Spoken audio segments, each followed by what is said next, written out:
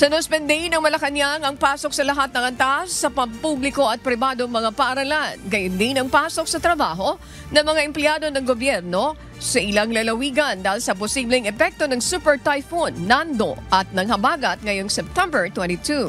Kabilang sa mga lugar na ito ang Metro Manila, Abra, Antique, Apayao, Bataan, Batanes, Batangas, Benguet, Bulacan, Cagayan, Cavite, Ifugao, Ilocos Sur at Ilocos Norte. Gayon din ang mga lalawigan ng Isabela, Kalinga, La Union, Laguna, Mountain Province, Nueva Ecija, Nueva Vizcaya, Oriental at Occidental Mindoro, Pampanga, Pangasinan, Palawan, Romblon, Rizal, Tarlac at Zambales. Gayunman, ang pasok ng mga empleyado ng gobyerno na responsable sa mahalagang serbisyong medikal at preparedness and response duty ay mananatili.